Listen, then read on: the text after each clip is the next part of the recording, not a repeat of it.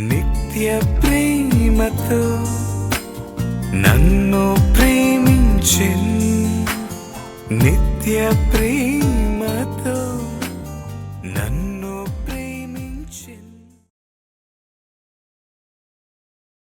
మహాకృపయు కనికరము కలిగిన మా కన్న తండ్రి, ఘనమైన ఉన్నతమైన నీ నామమునకు స్తుతులు స్తోత్రములు చెల్లిస్తున్నాం.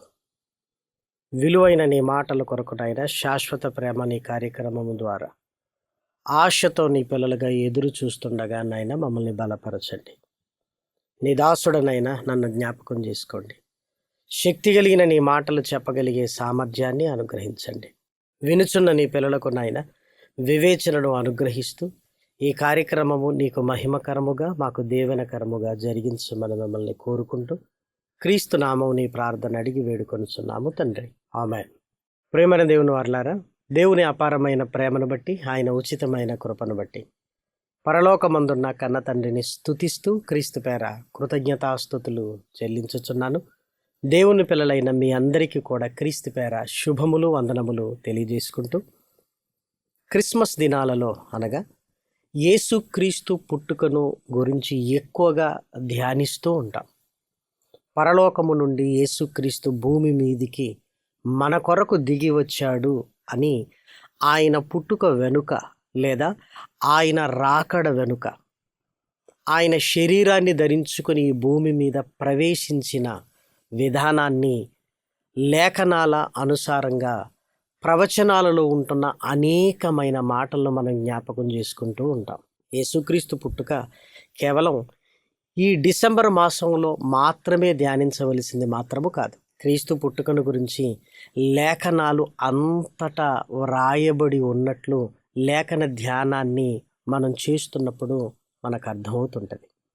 కాబట్టి ఈరోజు కూడా పరిశుద్ధ గ్రంథంలో నుంచి యేసుక్రీస్తు ఈ లోకమునకు ప్రవేశించిన విధానాన్ని గురించి జాగ్రత్తగా మనం అందరము ధ్యానించడానికి ప్రయత్నం చేద్దాం.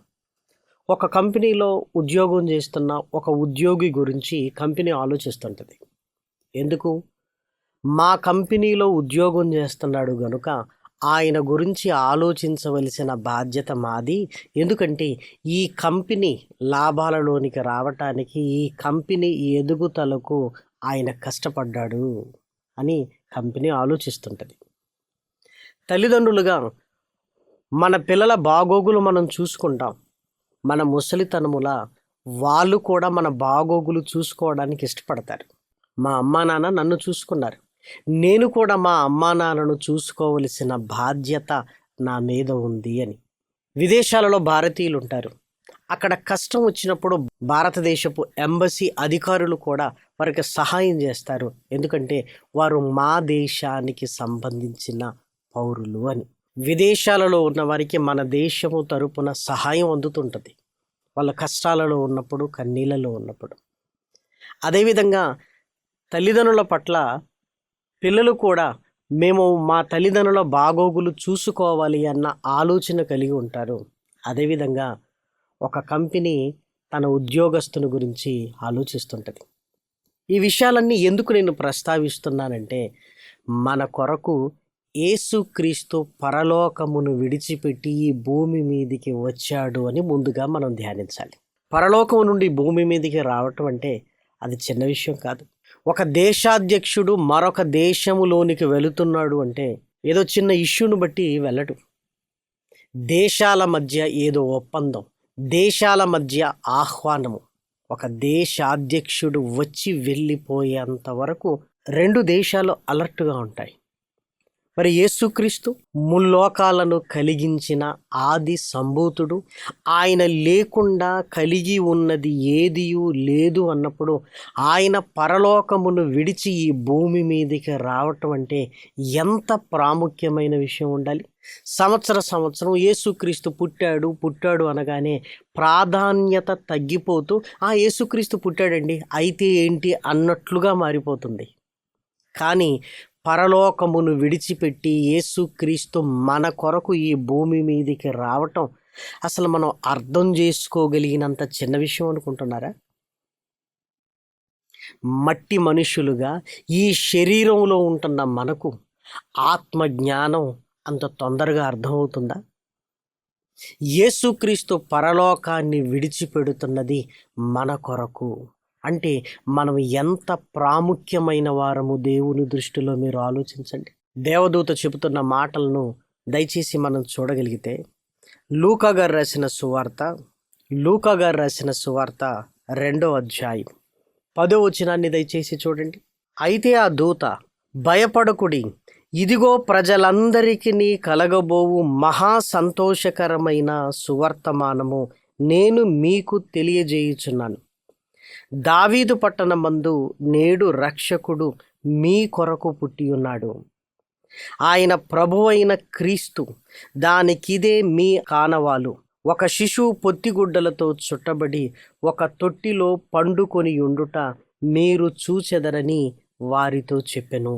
ఈ మాటను చాలా జాగ్రత్తగా ధ్యానించగలిగితే, ఆ దేశములో కొందరు గొర్రెల కాపరులు పొలములో ఉండి రాత్రివేళ తమ మందను కాచుకుంటున్నప్పుడు ప్రభుదూత వారికి ప్రత్యక్షమై యేసుక్రీస్తు రాకడను గురించి, ఆయన పుట్టుకను గురించి, ఆయన శరీరాన్ని ధరించుకొని భూమి మీదికి వచ్చిన విధానాన్ని గురించి మాట్లాడుతుంది. ప్రజలందరికీ కలగబోవు మహా సంతోషకరమైన సువర్తమానము. అంటే దేవుని పిల్లలమైన ఇది మన కొరకు అని దేవదూతలు ప్రజలందరి కొరకు అని మాట్లాడుతుంది. అదే వచనంలో మీరు చూడగలిగితే 11వ వచనం, దావీదు పట్టణమందు రక్షకుడు మీ కొరకు అనగా మన కొరకు పుట్టి ఉన్నాడు. యేసుక్రీస్తు పరలోకమును విడిచిపెట్టి ఈ భూమి మీదికి వచ్చింది మనుష్యులమైన, ప్రజలమైన మన కొరకు అని మనం గమనించాలి. మనము పుట్టాము, మరణిస్తున్నాము, వెళ్ళిపోతున్నాము అన్నట్లుగా యేసుక్రీస్తు రాకడ, యేసుక్రీస్తు పుట్టుక కాదు. ఆయన మనందరి కొరకు, మన కొరకు ఈ భూమి మీదికి వస్తున్నాడు. అంటే క్రీస్తు మన కొరకు ఈ భూమి మీదికి వస్తున్నాడు. ఎలాంటి పరిస్థితులలో నుండి ఎలాంటి స్థితిలోనికి ఆయన వస్తున్నాడో లేఖనాలను ధ్యానిస్తే చాలా ఆశ్చర్యము కలుగుతుంది ప్రేమన వారలారా. ఎందుకంటే యేసుక్రీస్తు పుట్టుకలో తగ్గింపు కనపడుతుంది. ఇంతకంటే తగ్గింపు ఉండనే ఉండదు. ఇంతకంటే ఇంకా తగ్గింపు ఉండదు. ఎందుకంటే పరలోకములో ఆయన స్థాయి, పరలోకములో ఆయన హోదా, పరలోకములో ఆయన వైభవము ఆలోచించి ఆయన పుట్టుకను చూడగలిగితే ఒక మనిషి ఇంతకంటే తగ్గించుకోవటం అనేది ఉండదు అని ఆయన శరీరాన్ని ధరించుకోవటాన్ని గురించి ఆలోచిస్తే మనకు అర్థమవుతుంది ప్రేమన వారలారా. చూడండి, యేసుక్రీస్తు పరలోకంలో ఎలా ఉన్నాడో, ఆయన భూమి మీదికి ఎలా వస్తున్నాడు అని లేఖనాలలో రాయబడిందో దయచేసి మీరు చూడగలిగితే ఫిలిప్పీలకు రాసిన పత్రిక 2వ అధ్యాయం 5వ వచనాన్ని దయచేసి చూడండి. క్రీస్తు యేసునకు కలిగిన ఈ మనస్సు మీరును కలిగి ఉండుడి.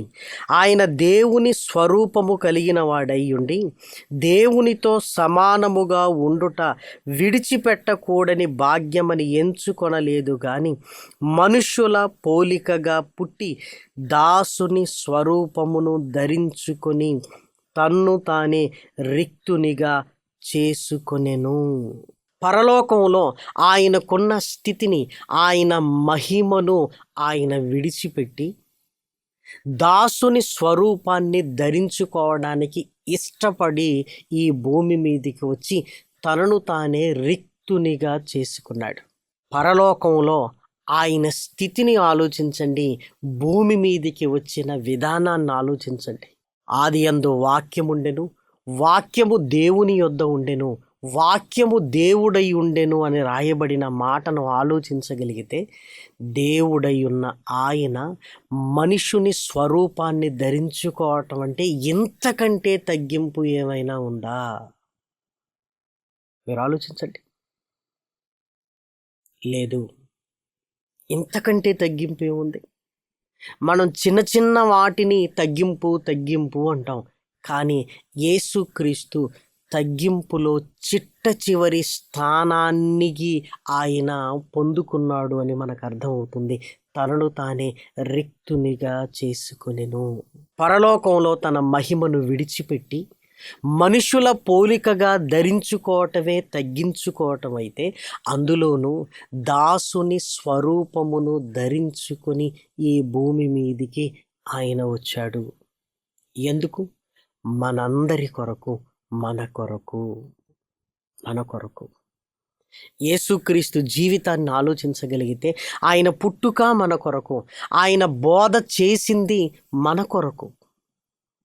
నశించిన దానిని వెతికి రక్షించుటకు మనుష్య కుమారుడు ఈ భూమి మీదికి వచ్చాడు. నేనే నశించిపోతున్న వారిని వెతికి రక్షించడానికి ఆయన మాట్లాడింది మన కొరకే, ఆయన పుట్టుక మన కొరకే, ఆయన చేసిన బోధ మన కొరకే, ఆయన శిలువ మరణాన్ని గురించి మనం ఆలోచించిన మనందరి కొరకు ఇంకా ఎంతగా తగ్గించుకుంటున్నాడో మీరు చూడగలిగితే ఫిలిప్పీలకు రాసిన పత్రిక 2వ అధ్యాయము 8వ వచనాన్ని దయచేసి చూడండి. మరియు ఆయన ఆకారమందు మనుష్యుడుగా కనబడి మరణము పొందునంతగా, అనగా శిలువ మరణము పొందునంతగా విధేయత చూపిన వాడై తన్ను తాను తగ్గించుకొనెను. ఆయన మరణము కూడా శిలువ మరణము పొందునంతగా అని ఎందుకు రాయబడిందంటే, శిలువలో యేసుక్రీస్తు మరణించటం అనేది తన్ను తాను తగ్గించుకోవడం. ఆయన పుట్టుకలో తగ్గింపు కనపడుతుంది, ఆయన బ్రతుకులో తగ్గింపు కనపడుతుంది, ఆయన మరణములో తగ్గింపు కనబడుతుంది. కానీ పరలోకంలో మహామహుడైన ఆయన మట్టి మనుషుల మధ్య తనను తాను తగ్గించుకొని తన పుట్టుక మొదలుకొని చావు వరకు మన కొరకు ఆయన బ్రతికాడు అంటే మనల్ని ఆయన ఎంత ప్రేమిస్తున్నాడో మనకు అర్థం కావాలి ప్రేమను వారలారా. రోమీలకు రాసిన పత్రిక 5వ అధ్యాయంలో మీరు చూడగలిగితే 8వ వచనాన్ని దయచేసి చూడండి. అయితే దేవుడు మన ఎడల తన ప్రేమను వెల్లడిపరుచుచున్నాడు. ఎట్లనగా మనం ఇంకనూ పాపులమై ఉండగానే క్రీస్తు మన కొరకు చనిపోయెను. ఆయన ఎందుకు పుట్టాలి, ఎందుకు బోధ చెయ్యాలి, ఎందుకు మరణించాలి అంటే మనల్ని పాపములో నుండి విముక్తులుగా చేయడానికి, పాప విమోచన కలిగించడానికి, పవిత్రతలో మనల్ని స్థిరపరిచి బలపరచడానికి, పరిశుద్ధులుగా నిర్దోషులుగా మనల్ని మలచడానికి. దయచేసి ఆలోచించండి. పరిశుద్ధులుగా నిర్దోషులుగా మలచటం అంటే పిల్లల్ని స్కూలుకు తయారు చేసినంత సులువేం కాదు. పిల్లలకు బట్టలు మారిస్తే చాలు. కానీ పరిశుద్ధులుగా నిర్దోషులుగా ఉండాలంటే మన బ్రతుకులు మారాలి, మన స్వభావం మారాలి.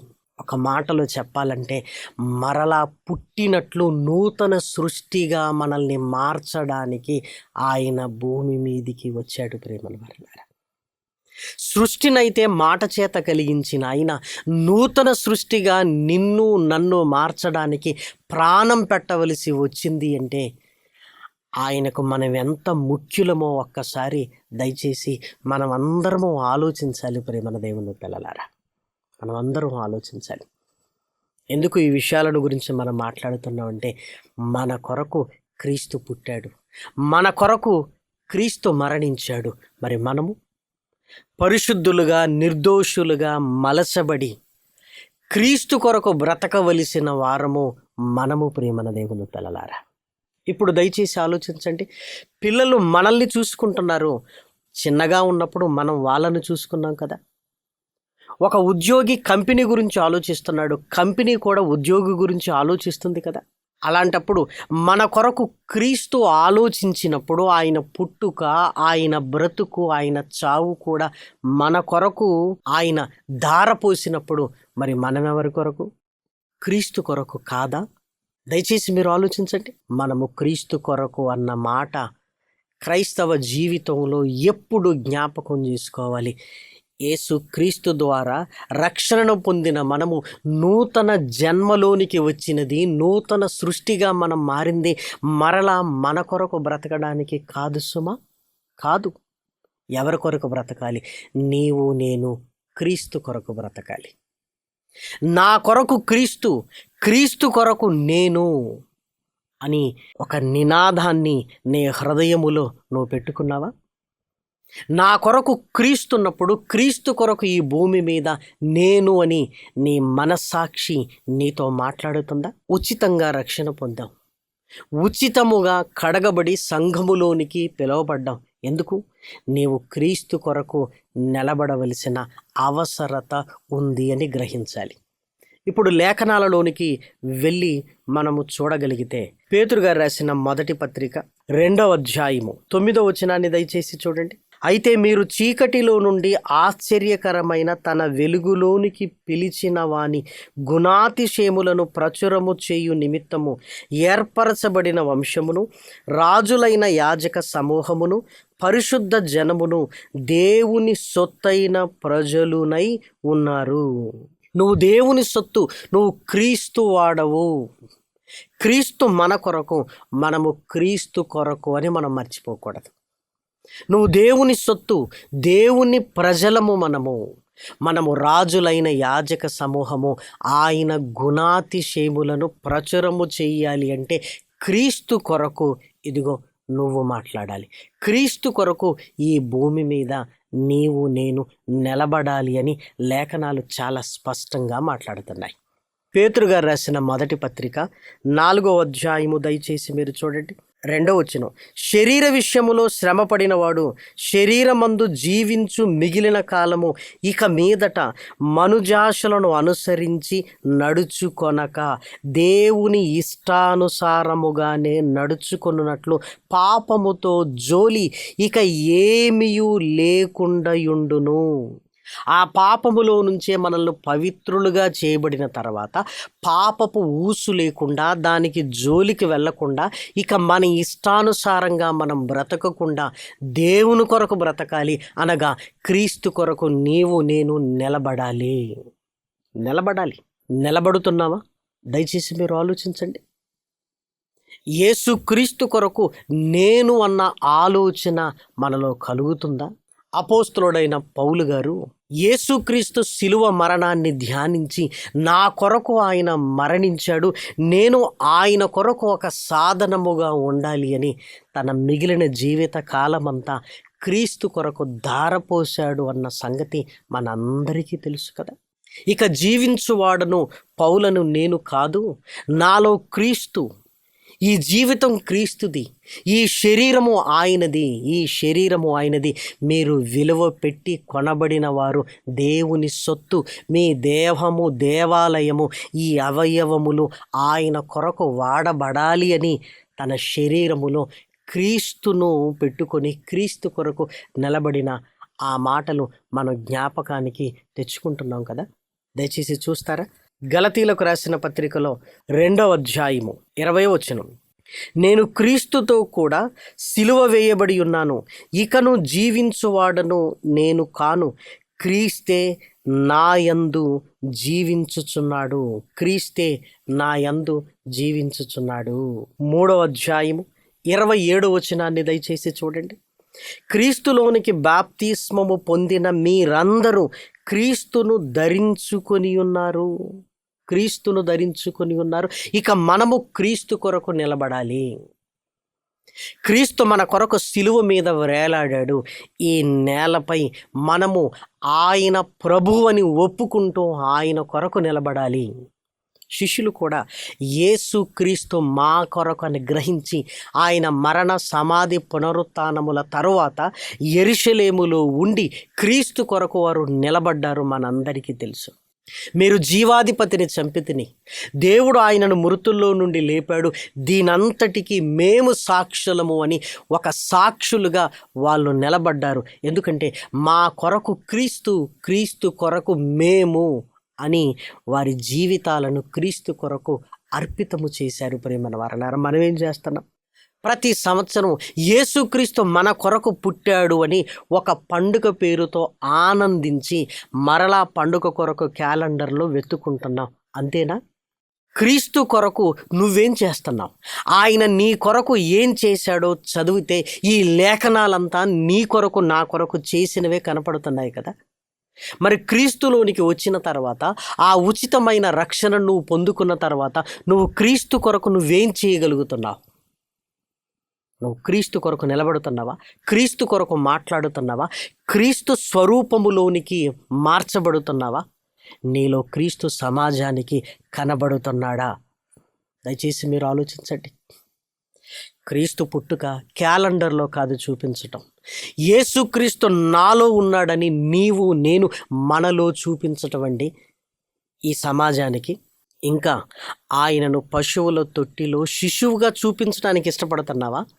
లేదంటే నా కొరకు సిలువ వేయబడిన నా ప్రభువు నాలో ఉన్నాడు అని నీలో చూపించగలుగుతున్నావా? ఎక్కడ ఆగిపోయాం మనం? క్యాలెండర్ దగ్గర ఆగిపోయావా? ఈరోజు వాక్యములోనికి రాగలిగితే క్రీస్తును సమాజంలో నీలో నాలో చూడాలి. అదే కదా నిజమైనది. నేను క్రీస్తును పోలి నడుచుకున్నట్లుగా మీరు నన్ను పోలి నడుచుకునుడని క్రీస్తు కొరకు నేను అని పౌలు గారు మాట్లాడిన మాట నీవు నేను మాట్లాడవలసిందే కదా. మన కొరకు క్రీస్తు అని చాలా సంతోషిస్తున్నాం. మరి క్రీస్తు కొరకు మనం నిలబడినప్పుడు దేవునికి మన వల్ల సంతోషం కలుగుతుంది కదా. ఆ సంతోషం దేవునికి ఉందా? దయచేసి మీరు ఆలోచించండి. క్రీస్తు పాపము లేనివాడు. ఆయన మనలో ఉంటే మనలో పాపం ఉండదు. యేసుక్రీస్తు తగ్గించుకున్నాడు. ఆయనలో మనలో ఉంటే మనము కూడా తగ్గించుకుంటాం. మనలో కూడా తగ్గింపు ఉంటుంది.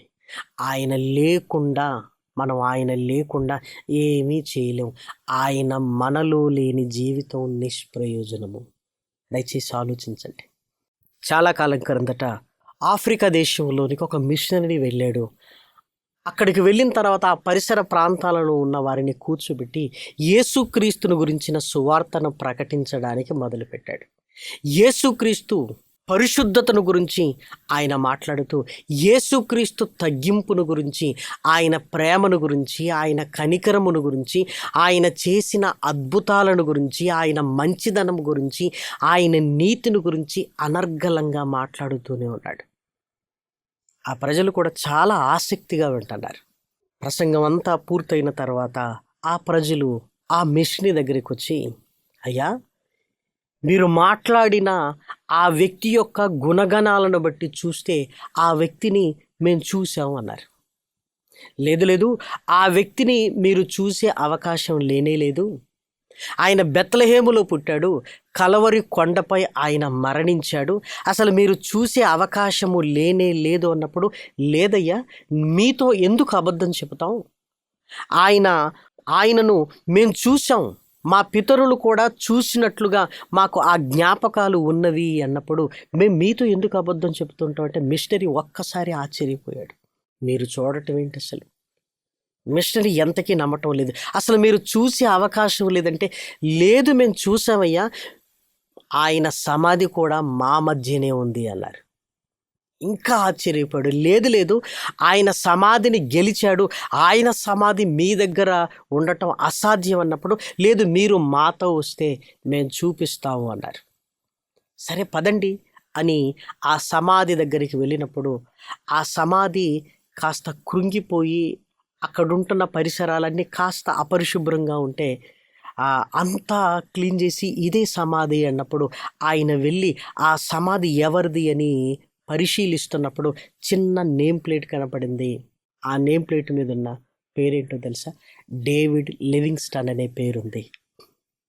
వెంటనే ఆ మిషనరీ చాలా ఆనందముతో కళ్ళల్లో నుంచి నీళ్లు రాలుతున్నప్పుడు ఆయన ఏమనుకున్నాడో తెలుసా?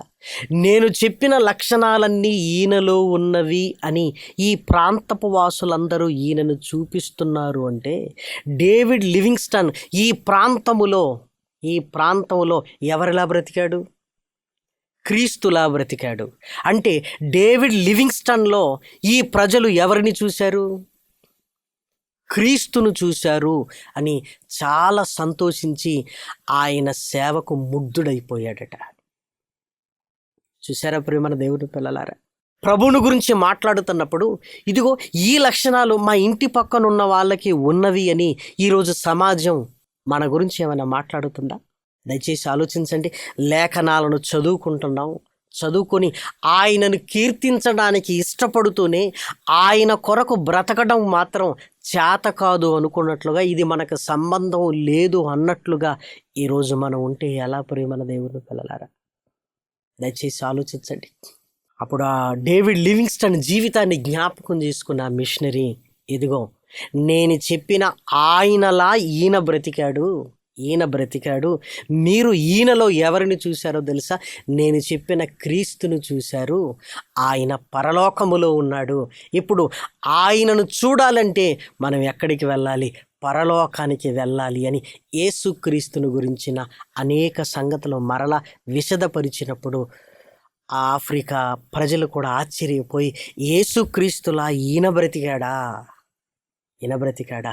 నీవు నేను అలానే బ్రతకవలసిన వారం ప్రియమైన దేవుని పిల్లలారా. ప్రభువు తగ్గింపుని గురించి చెబుతున్నప్పుడు, ఈ తగ్గింపు నేను మా ఇంటి పక్కన ఆయనలో చూశాను అని మాట్లాడుతున్నారా ఎవరైనా సరే? అంటే ప్రభువు మనలో కనిపించటం లేదు, క్రీస్తు మనలో కనిపించటం లేదు. క్రీస్తు మనలో కనిపించకపోతే ఎన్ని పండుగలు చేసినా, ఎంతగా ధ్యానించినా, ఏం చేసినా ప్రయోజనం ఉందంటారా?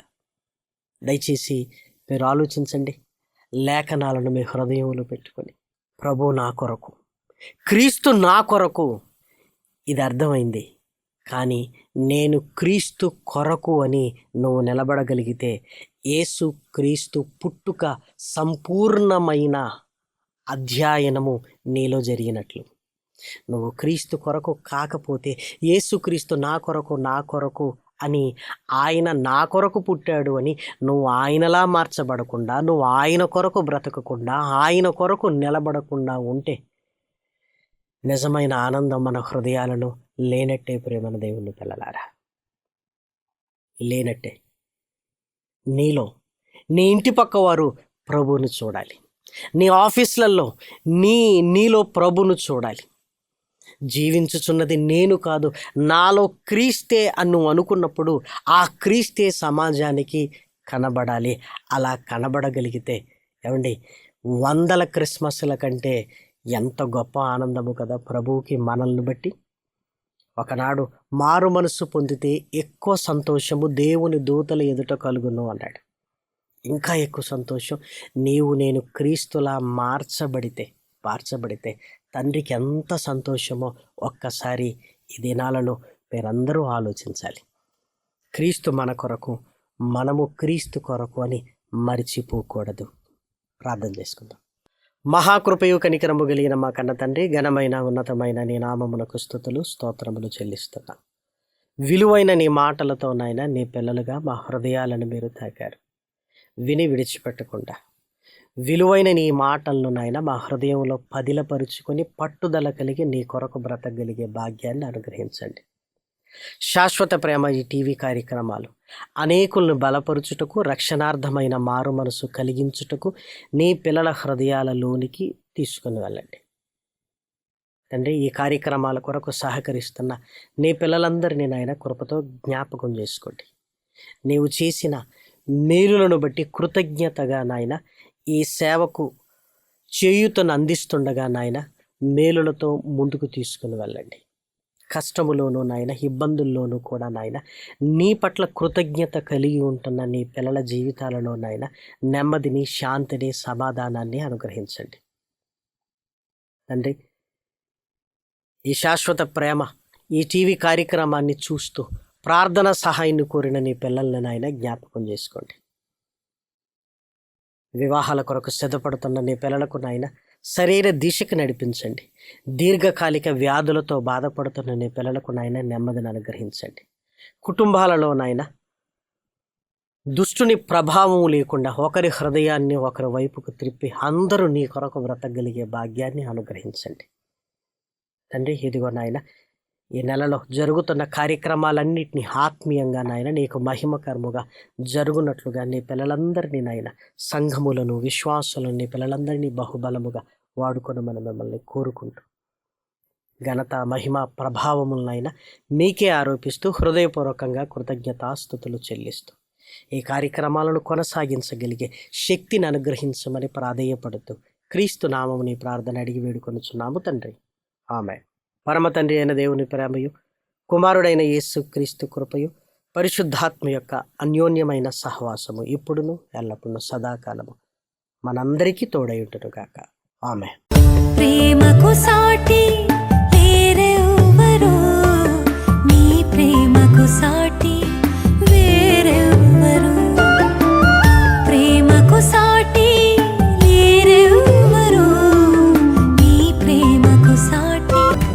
స్వార్థం లేనిది ప్రేమ, అన్నీ ఓర్చును ప్రేమ, గంగం లేనిది ప్రేమ, అపకారమునే మరచును ప్రేమ, ఉప్పొంగని గుణమే ప్రేమ, కోపం నిలుపదు ప్రేమ, అన్నీ తాడును ప్రేమ, మత్సరమే పడనిది ప్రేమ, దయనే చూపును ప్రేమ, కరికే చేచును ప్రేమ, సహనం చూపును ప్రేమ, వివేక్షణతో నిలుచును ప్రేమ.